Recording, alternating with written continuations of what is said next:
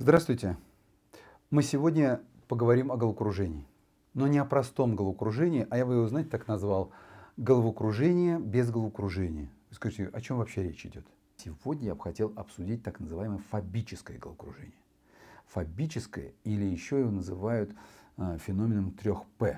Ну, это перцептивное, постуральное, перманентное головокружение. Такой сложный термин. Но вся штука в том, что чаще всего головокружение не связано ни с опухолью головного мозга, ни, упаси Боже, с инсультом. Первая причина головокружения – это доброкачественное позиционное головокружение. Ну, о нем мы и рассказывали, и еще будем рассказывать на нашем YouTube-канале. Представьте себе, что вдруг у человека возникает то самое доброкачественное позиционное головокружение, когда вдруг внезапно он чувствует страшные силы головокружения, вызывающие тошноту и рвоту. Повернул голову, все, как говорят, вертолетики кружатся перед глазами. В другую сторону еще сильнее. И он несет свою голову, как, знаете, хрустальную чашу такую. А потом этот феномен начинает стихать. Но вот какая штука. Ощущение, ужас, страх от испытанного остается с человеком. Теперь, что делает любой здравомыслящий человек, когда вдруг он испытал очень сильное головокружение, которое ему не позволило в течение нескольких дней шевелить, двигать головой, да еще тошнило и рвало, он на работу не ходил, встать с дивана не мог.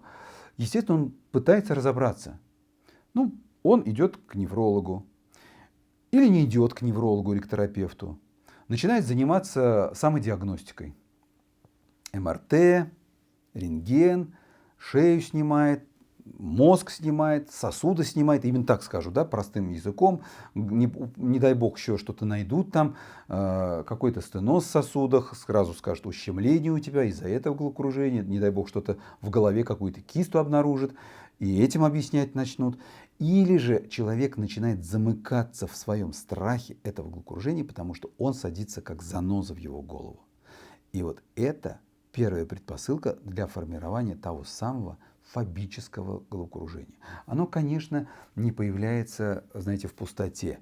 Для этого нужны особенности личности определенные. Человек, имеет определенный тревожный, я бы сказал, склад характера, он внимательно прислушивается к изменениям в своем организме.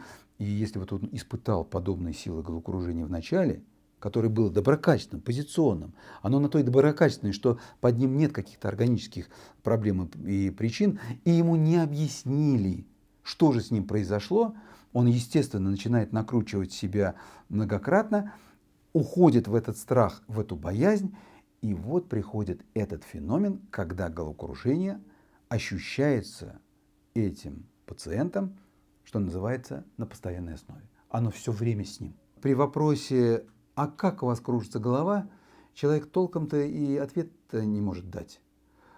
Это не тот вариант, когда вокруг меня двигаются предметы в определенном направлении. Раз, раз, вертолетики те самые, которые так характерны для доброкачественного позиционного головокружения. Это как будто меня качает в лодке, как будто я неустойчив, как будто меня пошатывает. Что-то вроде тумана в голове. То есть масса эпитетов, которые на самом деле к истинному головокружению не имеют никакого отношения. Плюс, я уже сказал, появляется вот этот элемент повышенной тревожности. Что же делать в этой ситуации? Расхожее, банальное — обратиться к опытному специалисту. Но вся штука в том, что для вот подобного феномена 3ПГ необходима помощь даже не только и не столько невролога, сколько психотерапевта, психолога, психиатра.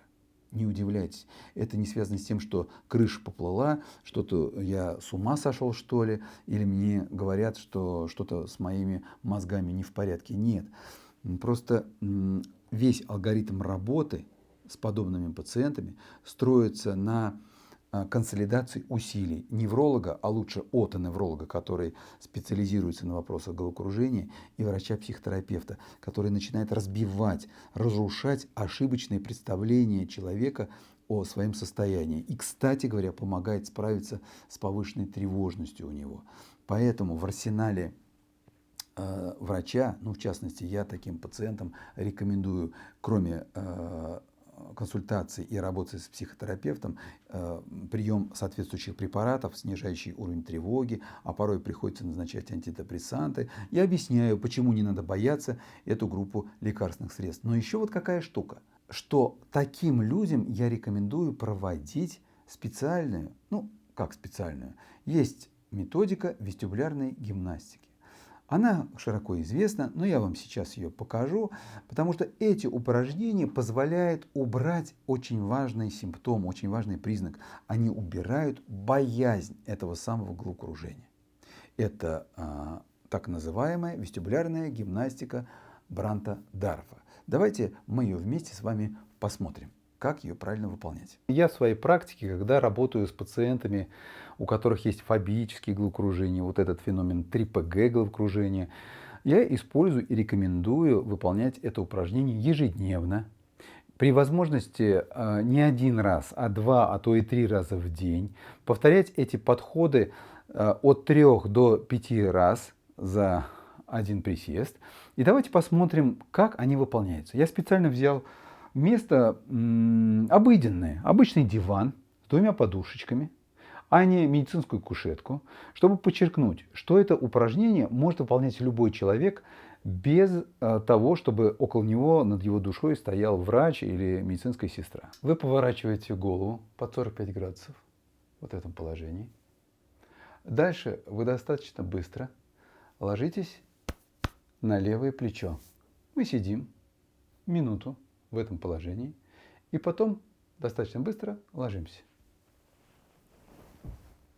Обратите внимание, что голова продолжает находиться вот в этом положении под 45 градусов. В подобном положении вы опять находитесь около минуты и снова принимаете вертикальное положение. В этот момент я закрыл глаза, потому что у меня тоже появилось легкое головокружение. Но вот эта вся фишка в том, что я не пугаюсь его, я не боюсь этого головокружения. Все в порядке, у меня все хорошо сейчас. Я продолжаю разговаривать с вами.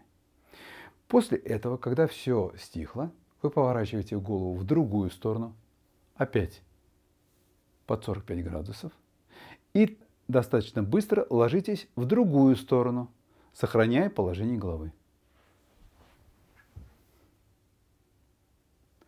В этом положении вы также лежите минуту и снова возвращаетесь в исходную позицию. Опа! Опять немного поплыла голова, но ничего страшного. Очень важно, что в результате выполнения этих упражнений, которые вы делаете, повторю, каждый день, лучше всего 2-3 раза в день, с подходами по 4-5 раз в каждую сторону на протяжении 2-3, а то и 4 недель, помогут вам избавиться не только от самого феномена головокружения, но вот от этой боязни. Человек перестает опасаться, бояться того, что у него начинает кружиться голова. Еще раз повторю, что это замечательный метод реабилитации как при доброкачественном позиционном головокружении, так и при фобическом головокружении, которое стало героем нашего сегодняшнего ролика. Я очень надеюсь, что вам, дорогие друзья, наш ролик поможет. Поможет кому-то избавиться от головокружений, кому-то поможет профилактировать головокружение. Но самое главное, будьте, пожалуйста, внимательны к своему здоровью. При необходимости обращайтесь к врачу. Не стыдитесь ни психолога, ни психотерапевта. Найдите время для консультации у невролога. Будьте здоровы.